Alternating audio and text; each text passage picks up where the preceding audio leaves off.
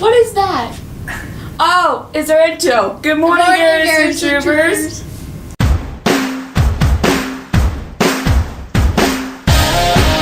Today, wrestling has a match at Carmichael Middle School. Today, 7th grade JV Gold has a game against McLaughlin at Garrison.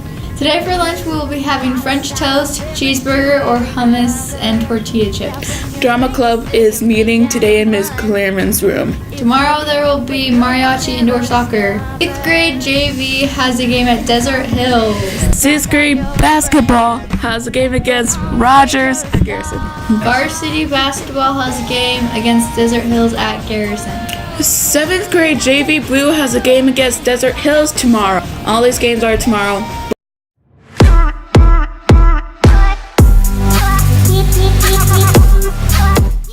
Hi, I'm reviewing the book And Then There Were None by Agatha Christie. This book is 247 pages long and the genre is a murder mystery.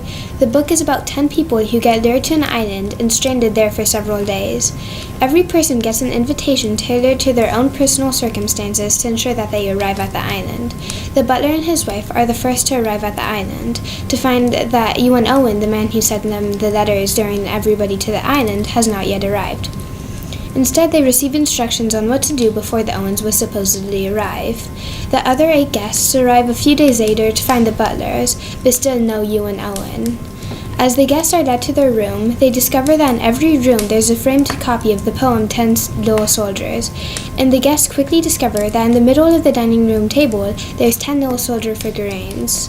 After dinner, a gramophone record is played, as instructed by Ewan Owen's note.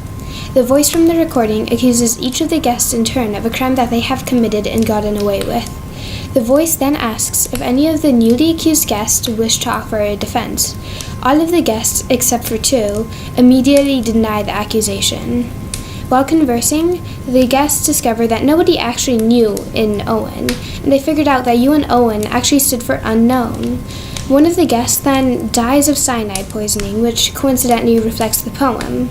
As they rush out of the room, one of the guests notice that one of the soldier figurines is thrown out. As the story progresses, the guests are murdered one by one in a pattern that follows the poem. Meanwhile, every time someone dies, a little soldier figurine is thrown out. They're stranded on an island with a treacherous storm with no way back to the main island. The guests scour the island and come to the conclusion that the murderer has to be one of the remaining individuals.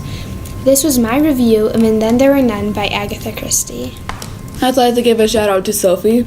I'd like to give a shout out to Lily Franklin. I wanna fly like an eagle into the sea.